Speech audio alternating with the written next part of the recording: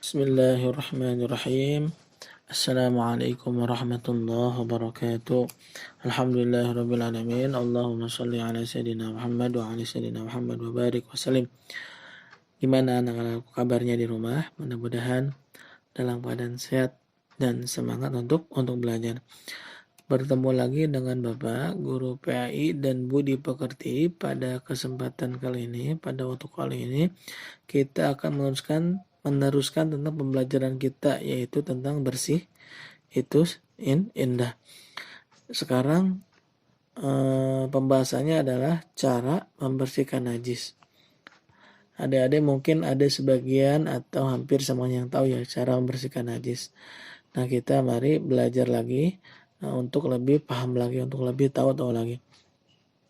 Jadi cara membersihkan najis adalah bukan najisnya yang kita ambil, tapi najisnya yang kita siram atau yang kita ambil dengan bahan-bahan tertentu seperti bahan kayak baju atau kayak anduk atau kayak topok ya dan semacamnya. Jadi cara membersihkan najis itu kita membawa satu bahan, kemudian kita ambil najisnya, kemudian dibuang. Dan najis itu banyak jenisnya, seperti kita kencing, kita BAB dan sebagainya. Nah, kita adik-adik di rumah gimana kalau ketika kita buang air kencing, buang air kecil atau kencing gimana? Jadi membuang dulu airnya, baru kita siram kemaluan kita masing-masing. Jadi kita bersihkan dengan air. Begitu juga BAB atau berak ya. Jadi kita membersihkannya dengan air. Nah, ada yang membersihkan dengan air, ada membersihkan dengan tisu, ada juga yang membersihkan dengan batu, bahkan dengan kayu. Nah, ada 4 hal yang harus kita ketahui cara membersihkan najis. Ada 4 kategori.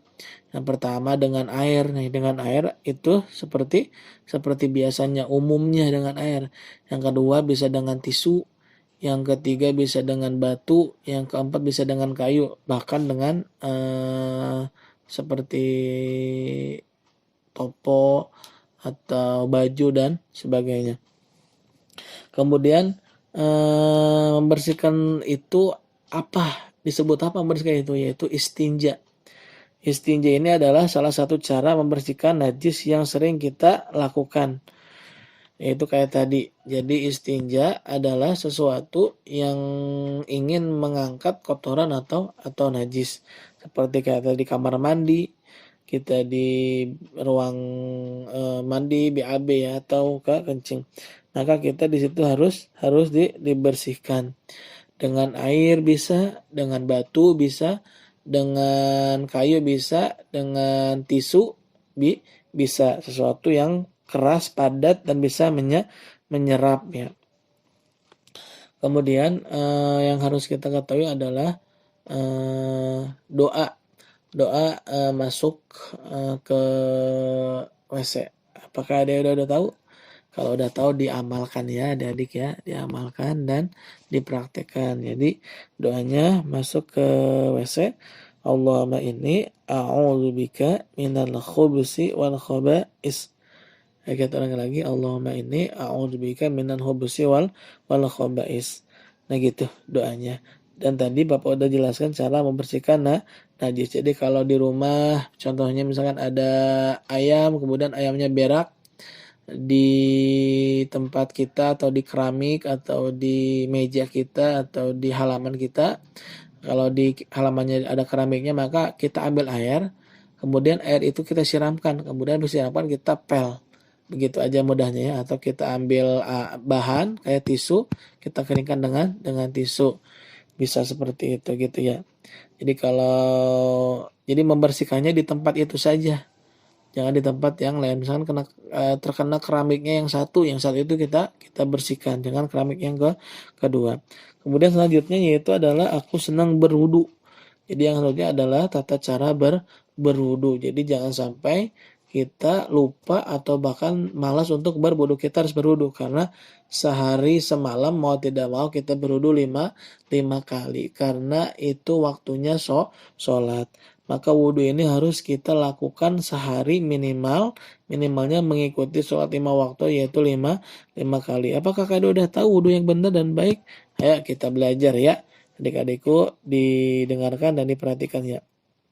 Mungkin sebagian udah tahu atau mungkin semuanya ya, tapi tetap kita harus belajar terus menerus. Nah, ibadah wudhu ini adalah ibadah yang luar biasa. Kalau wudhunya benar, maka sholatnya benar, ibadahnya benar. Tapi kalau wudhunya salah, maka sholatnya percuma jadi salah. Oke, ntar ada disebut dengan sunnah wudhu atau wajibnya wudhu. Jadi sunnah wudhu dan wajibnya wudhu Bapak akan jelaskan. Namun yang pertama adalah keseluruhannya dulu. Yang pertama adalah dianjurkan membasuh 2 tangan hingga pergelangan tangan. Yang kedua dianjurkan mengkumur-kumur dengan sempurna. Yang ketiga dianjurkan membasuh rongga hidung dengan cara menghirup air. Airnya dimasukin ke hidung yang menghirup. Yang keempat adalah diwajibkan membasuh muka dengan sempurna. Yang kelima diwajibkan membasuh 2 tangan. Yang keenam diwajibkan menyapu, mengusap kepala. Yang ketujuh dianjurkan mengusap 2 daun telinga. Yang kedelapan diwajibkan membasuh 2 kaki. Jadi yang sunnahnya adalah mencuci tangan sampai pergelangan tangan itu sunnah. Kemudian berkumur-kumur itu sunnah. Kemudian menghirup air ke dalam hidung itu sunnah. Kemudian udah segitu doang yang sunnah ya. Dan yang wajib adalah yang pertama adalah niat. Yang pertama adalah niat. Niatnya gimana? Ada tahu belum? Ayo kita dengarkan ya niatnya. Bismillahirrahmanirrahim. Niat berwudu. Nawaitul wudu'a li raf'il hadasil asghari fardhan lillahi ta'ala. Ayo ulangi. Nawaitul wudu'a li raf'il hadasil asghari fardhan lillahi ta'ala. Itu niat untuk berwudu. Maka wajib kita ucapkan. Ketika kapan diucapkannya? Ketika membasuh muka. Membasuh muka harus dibaca itu niatnya karena itu wajib itu. Jadi wajibnya berwudu ada 6. Yang pertama niat. Yang kedua membasuh muka. Yang ketiga membasuh tangan sampai siku-siku. Yang keempat membasuh kepala. Yang kelima membasuh kaki sampai pergelangan kaki atau mata kaki lebih.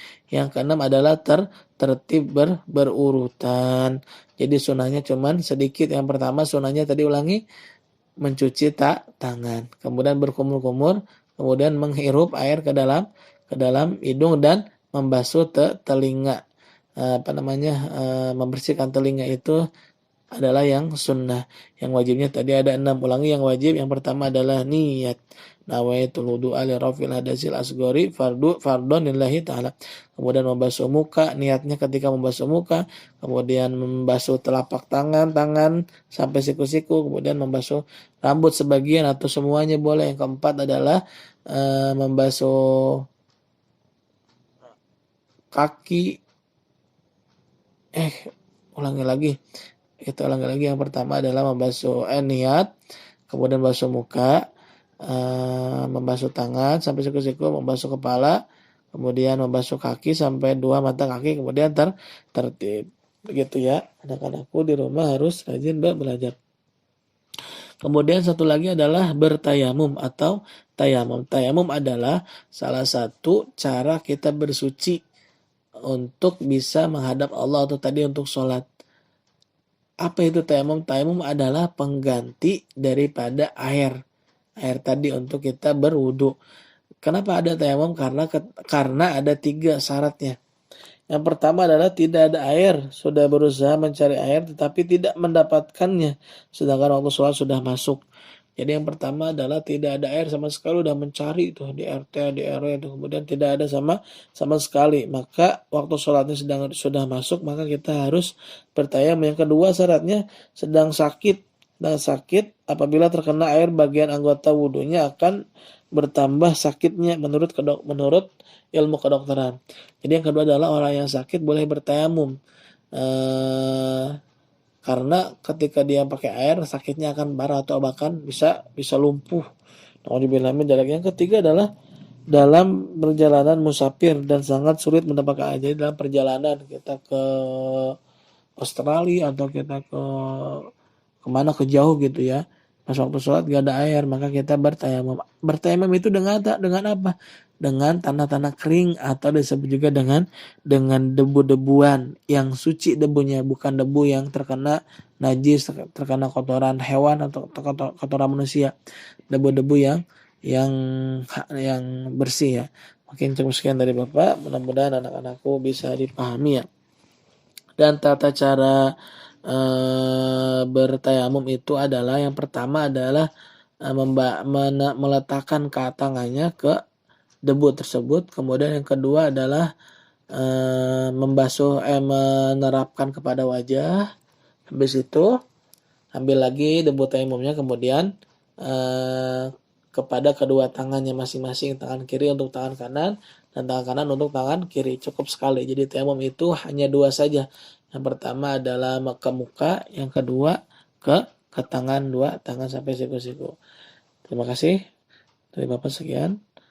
Wabillahi taufiq wal hidayah. Wassalamualaikum warahmatullahi wabarakatuh.